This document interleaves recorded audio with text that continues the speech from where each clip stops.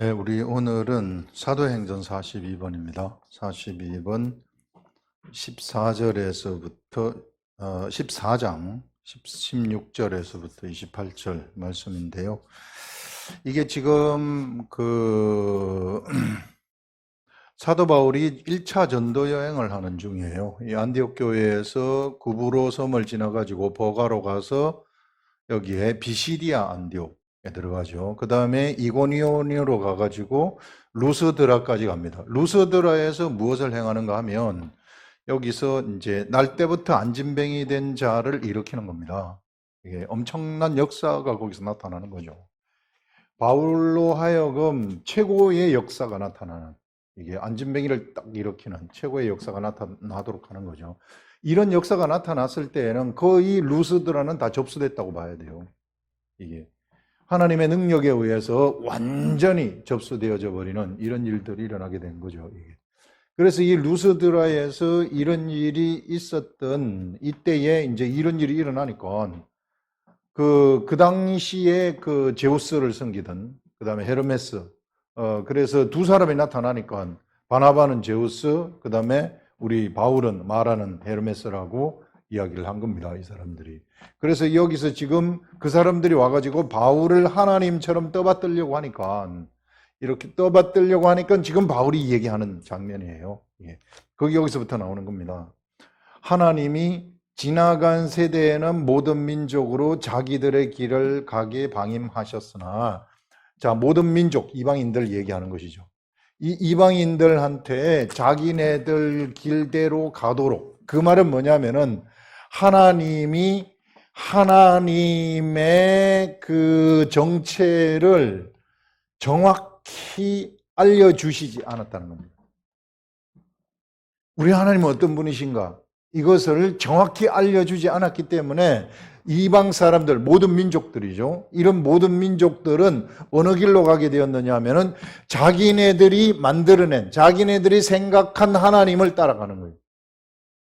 우리나라 같으면 우리나라가 만들어낸 당군신앙, 그 다음에 일반 토속신앙, 칠령님이라든지 뭐 이런 신들, 신이 있다고는 생각을 해요. 수많은 사람들이 거의 대부분의 사람들이 신이 있다고 생각을 합니다. 신이 있다고 생각하는데 그 신이 어떤 존재인가? 이거는 모르는 거예요. 이거는 이제 여러 가지 종교가들이 자기의 생각에 의해서, 아니면은 무슨 꿈을 통해 가지고 계시를 받아 가지고 이런 식의 신들을 막 만들어내는 거죠.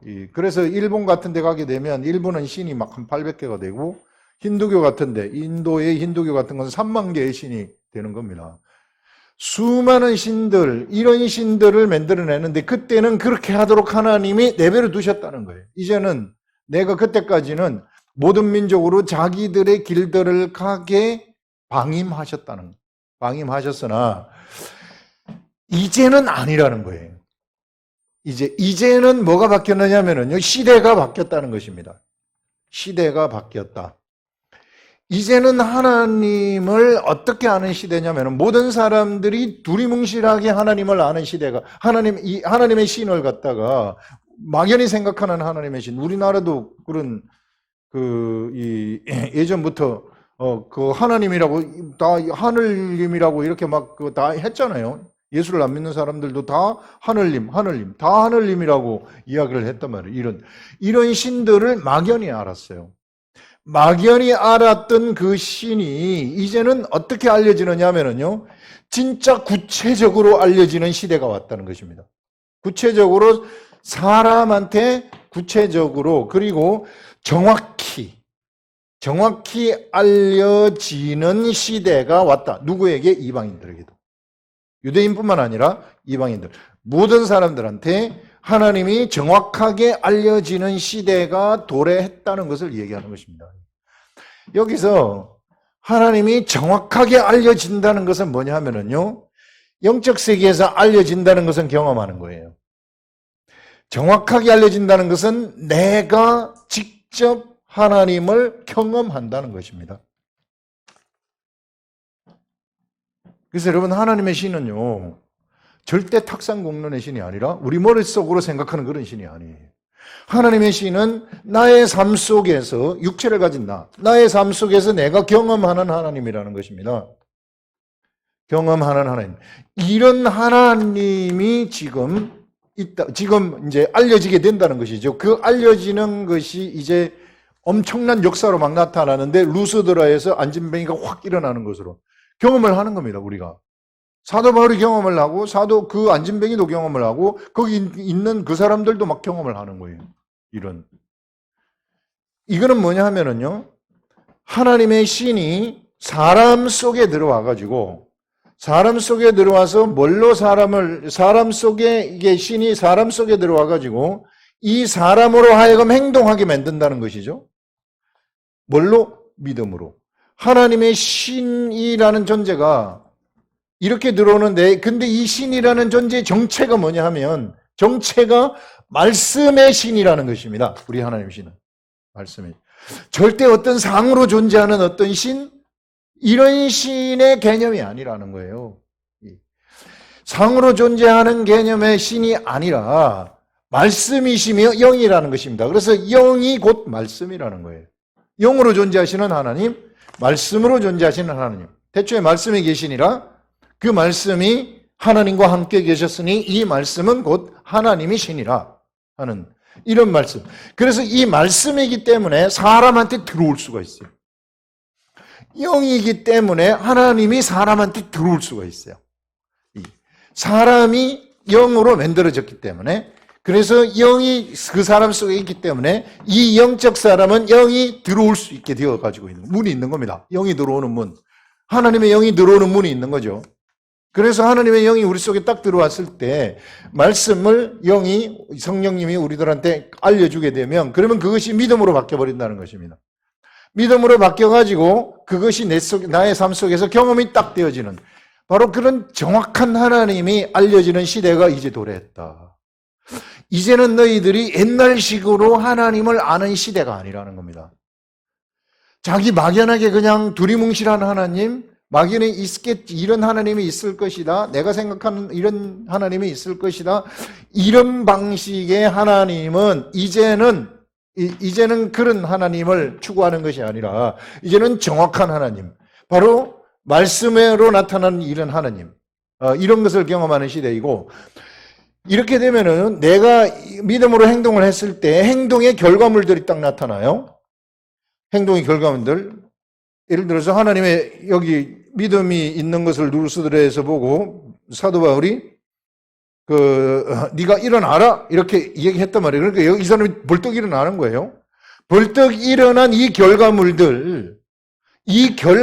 또 뭐가 되느냐 하면은 또 말씀이 되어져 버리는 것입니다. 이 결과물들이 말씀이 되어져 가지고 바로 사람이 말씀을 창조하는 그러한 존재들이 다 되어져 버렸다. 그래서 사람은 하나님과 함께 말씀을 창조하는 존재들이라는.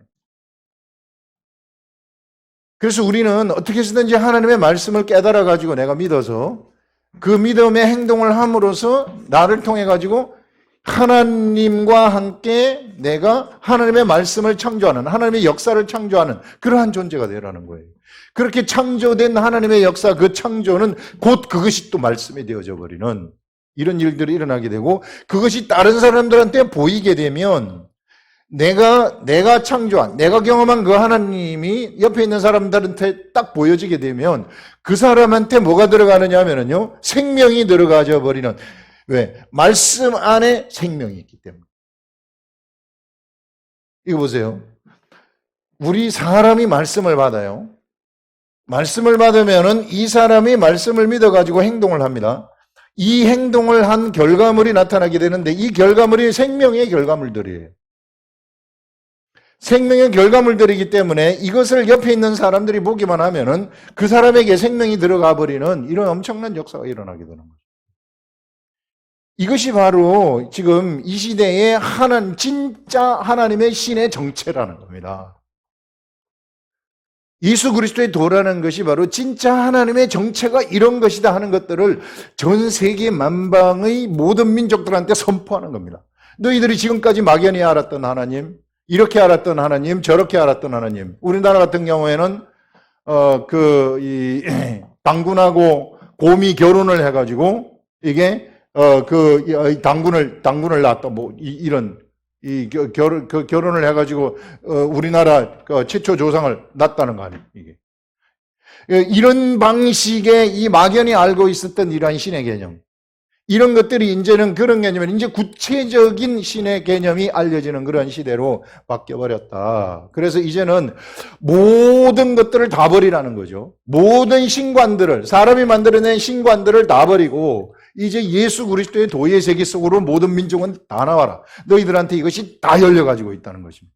이전에는 유대인들에게만 열려가지고 있었으나 여기서는 이제 유대인에게만 열려 있었으나 이제는 지나간 시대에는 모든 민족으로 자기들의 길을 가게 방임하셨으나 그러나 자기를 정언하지 아니하신 것이 아니니 곧 여러분에게 그 당시에도 하나님은 계시면서 뭘로 정언을 하셨느냐는 비를 내려주시고 농사를 짓게 하시고 그 다음에 선한 일을 해서 음식과 기쁨으로 막 나누게 하는 이런 일들, 그런 하나님이 뒤에서 역사를 하셨다. 그래서 그런 하나님을 사람들이 막연하게 생각하던 시대가 있었으나 이제는 그런 시대가 아니라는 겁니다. 이제는 정확히 하나님을 아는 시대가 왔으니까 그 정확히 하나님을 아는 존재들이 되라 하는 그런 것이죠. 이게 이 시대에 만약에 그런 시대가 됐는데도 그것을 알지 못한다. 그러면은 심판이 그에게 따라온다는 것을 얘기하고 있어요. 그래서 지금은 심판이 되어지고 있는 시대다 하는 이런 것들을 얘기를 할 수 있습니다, 여러분. 그래서 지금 우리는 사실상 최고의 시대 속에서 살아가고 있는 것입니다. 무슨 시대냐 하면 하나님을 너무나도 정확히 알 수 있는 시대 속에서 살아간다.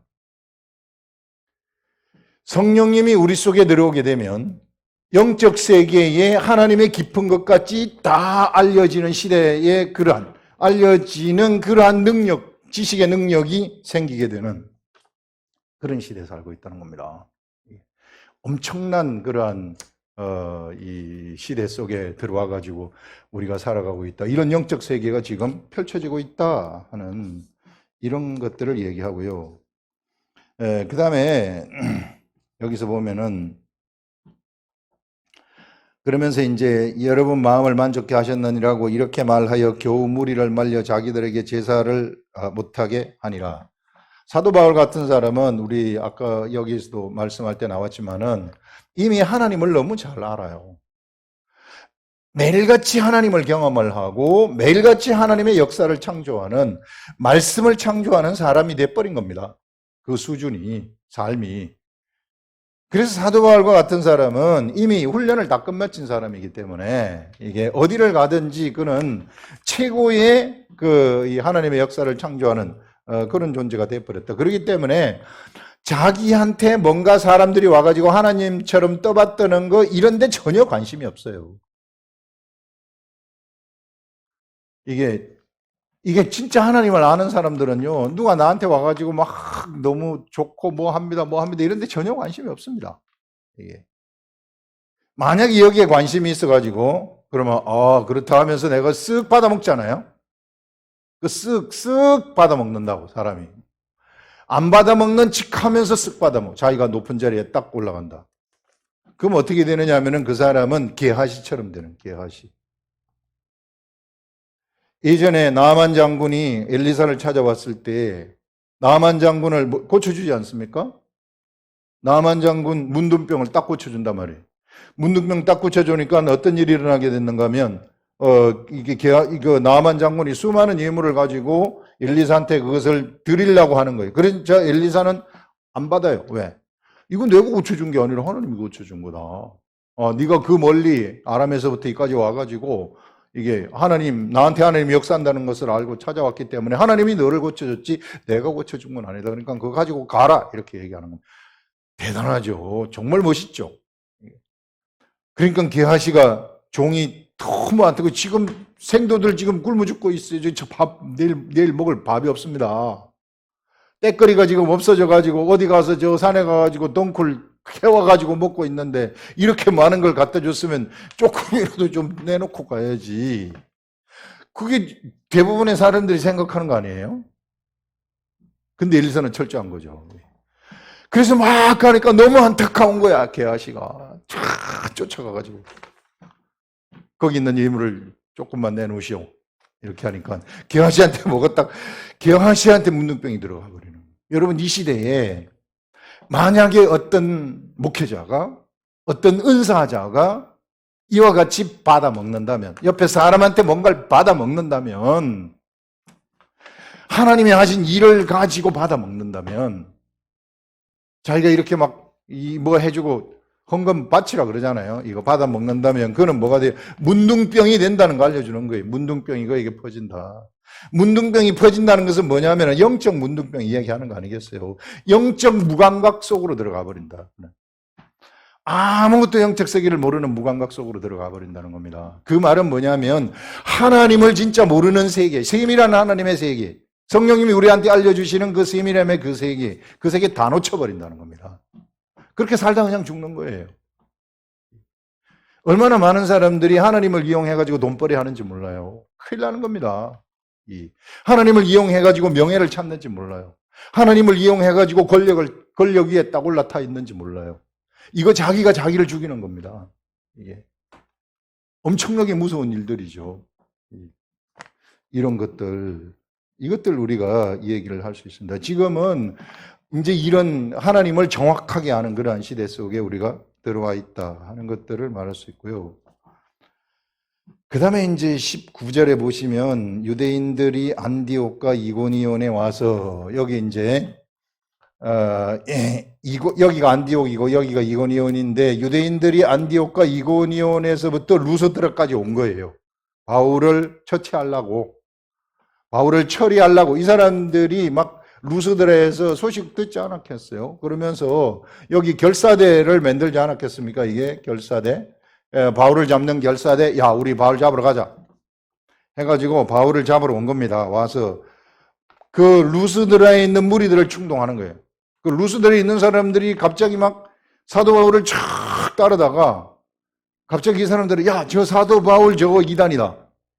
지금 말하는 거 요새 우리가 누가 이단이라 하면은 싹 와 하고 왔다가 그래 하면서 싹 빠져버리듯이 그렇게 되는 겁니다.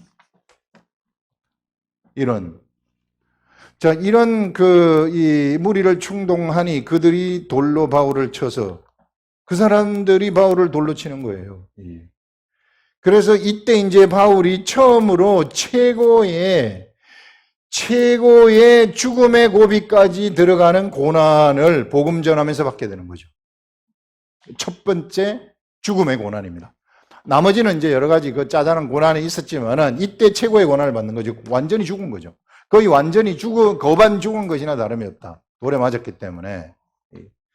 이 수많은 사람들이 바울을 돌로 쳤을 때 그는 죽은 것이나 다름이 없는데 거기로부터 바울이 넘어졌다가 일어서는 것을 볼 수 있어요.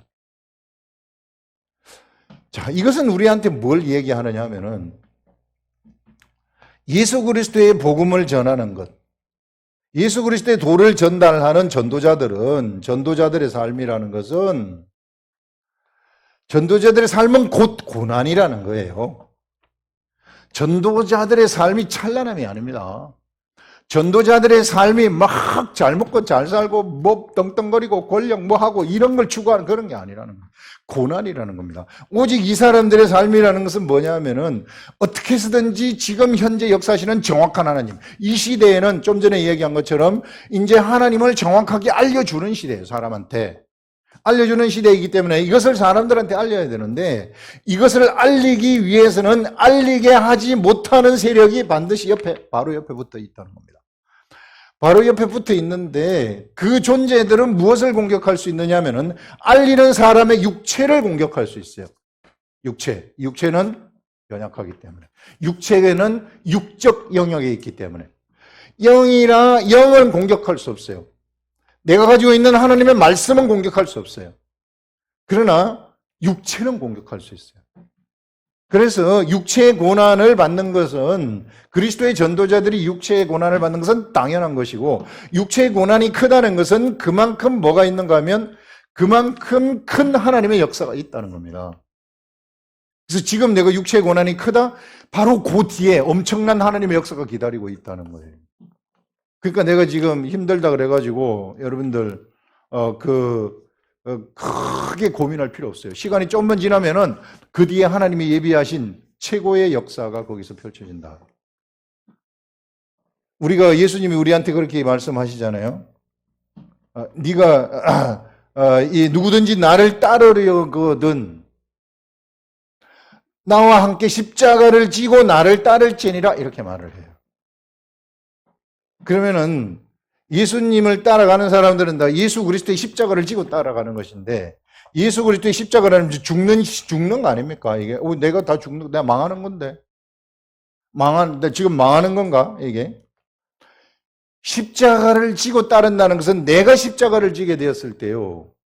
그 십자가 이면에 넘어 있는 수많은 신비한 세계들이 우리들 앞에 나타나게 된다는 거예요.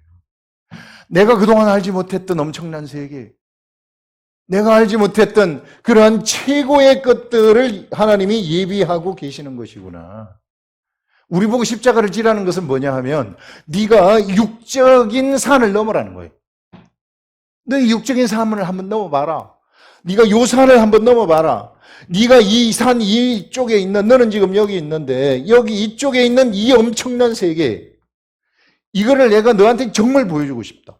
정말 보여주고 싶은데 네가 뭘 넘어야 되느냐면 이거를 넘어야 된다는 거예요.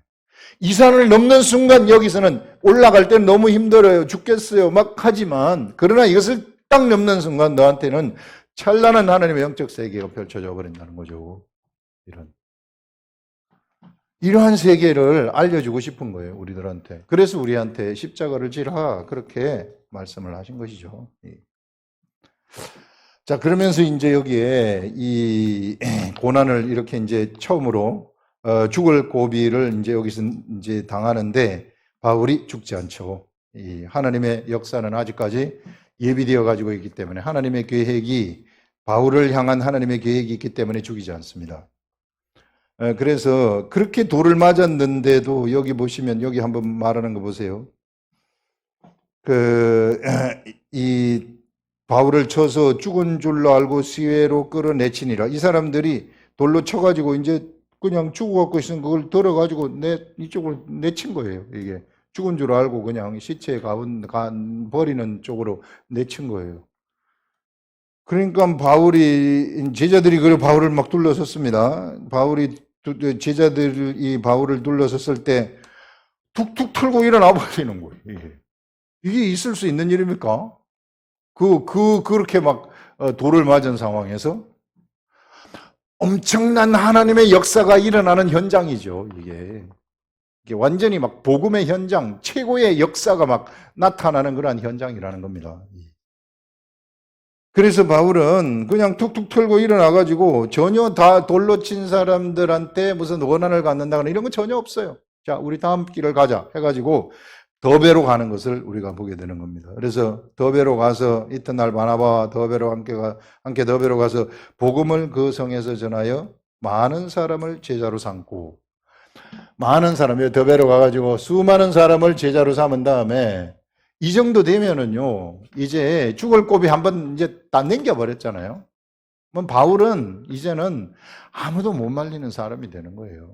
사나 죽으나 그냥 이게 가난해도 상관이 없고 부유해도 상관이 없고 바울은 일체의 모든 환경 속에서 살아갈 수 있는 그러한 능력이 바울한테 생겨버린 겁니다. 그래서 내게 능력 주시는 자 안에서 내가 모든 것을 다 할 수 있다고 하는 게 바로 거기서 나오는 거거든요. 이런 세계. 그래서 이 제자들 그리고 난 다음에 이제 다시 뒤돌아가는 것은 뭐냐면은 이고니온에 하나님의 사람들이 있단 말입니다. 그 다음에 여기에 루스드레에 하나님의 사람들이 있고 이고니온에 하나님 사람, 믿음이 들어간, 바울의 말씀이 들어간 사람이 있다. 말씀이 들어갔다는 것 속에 성령이 들어갔다는 거예요. 이게 그런 사람들이 곳곳에 박혀 있다는 것입니다. 돌로 치는 사람들이 아닌 그 사람들을 돌아보기 위해서 가는 거예요. 그 사람들을 위해 돌아보는데 안디옥까지 돌아보기 위해서 간다는 것은 뭐냐면 이제 너희들한테 성령이 들어와서 말씀이 있기 때문에 반드시 핍박이 온다. 그 핍박이 왔을 때에 이거 당연한 것으로 여기고 그것을 이겨내라. 이렇게 권면하는 거죠. 바울이. 그래서 믿음에 머물러 있으라. 절대 너희들이 여기서 떠나서 다시 돌아가지 말고 그 믿음에 너희들이 머물러 가지고 있으라. 어떻게 하면 믿음에 머물러 가지고 있을까? 믿음이라는 것은 말씀으로부터 나오는 것입니다.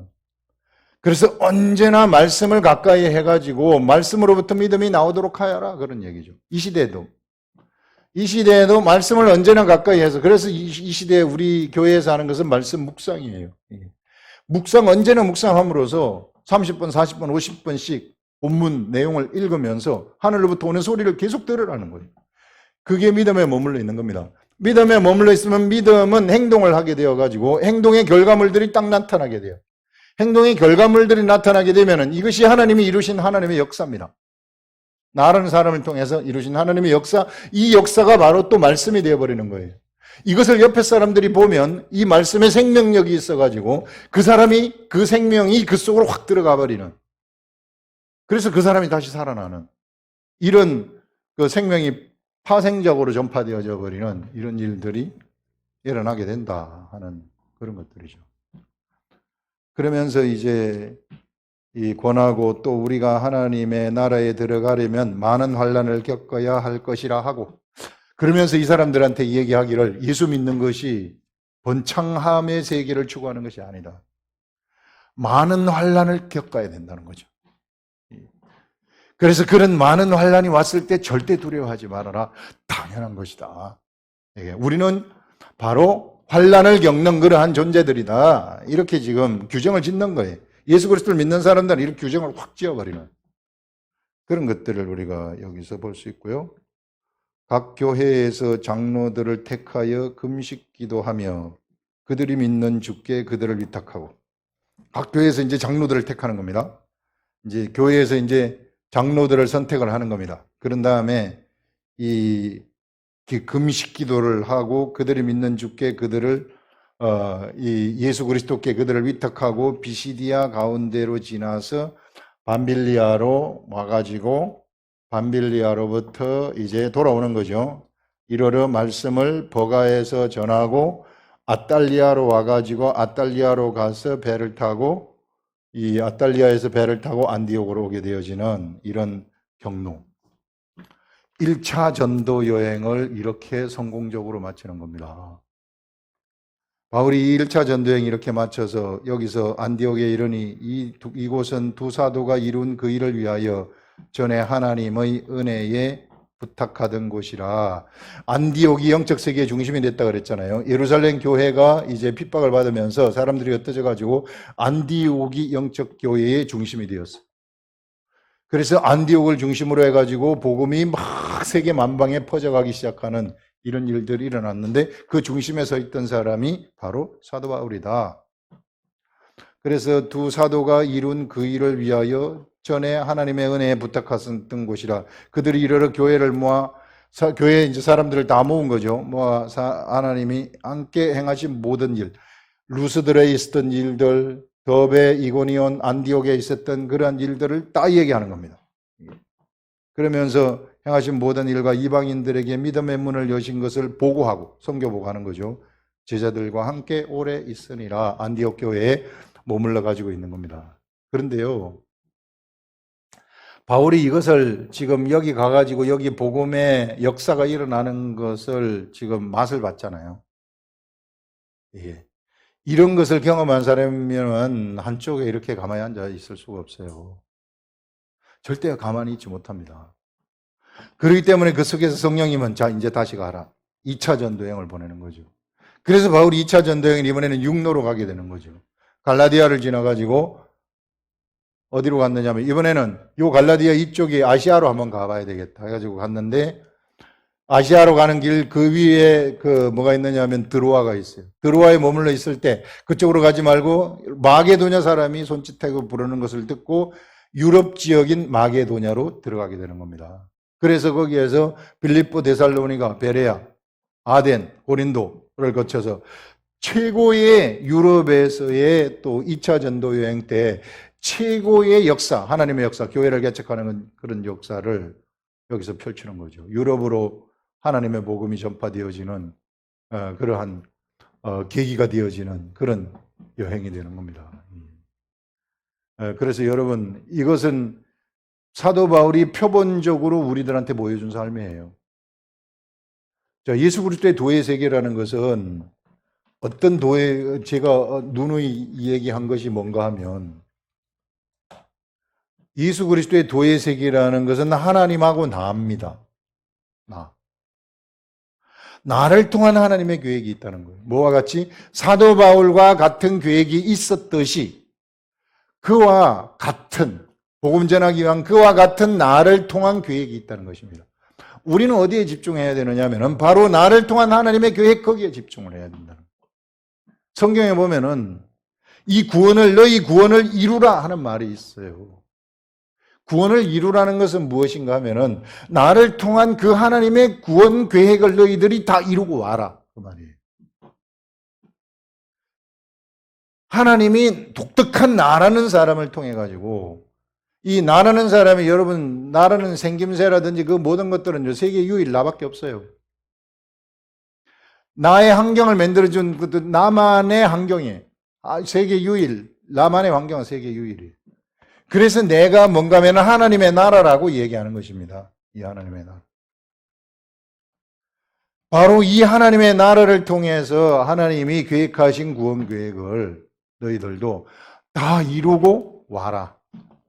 그 구원 계획을 다 이루었을 때 그 하나님과 세상에서 우리가 이룬 구원 계획은, 구원 계획을 이룬 우리들의 그 결과물, 구원 계획의 결과물들은 하나도 없어지지 아니하고 다 보존된다는 것입니다. 하나도 없어지지 아니하고 다 보존되는 그것이 나중에 천국에 가게 되면 우리에게 이름으로 나타나게 되는 거죠. 나만이 아는 이름. 하나님이 우리한테 심판대에서 흰 돌을 줄 텐데, 흰 돌을 받았을 때 그 돌 속에 새겨진 이름, 그 이름이 바로 나의 세상에서의 구원 계획을 이룬 결과물이다. 그것이 나의 이름이라는 거예요. 그것이 나의 이름의 영광이 됐든지 사랑이 됐든지 뭐가 됐든지 그거는 모르지만 나만이 아는 나의 이름이라고, 하나님이 주시는 나의 이름이라고 얘기를 하는데, 그 나의 이름이 바로 천국에서의 나의 삶의 속성을 규정짓는 그러한 것이다 하는 것들을 우리가 여기서 이야기를 할 수 있습니다. 기도하겠습니다.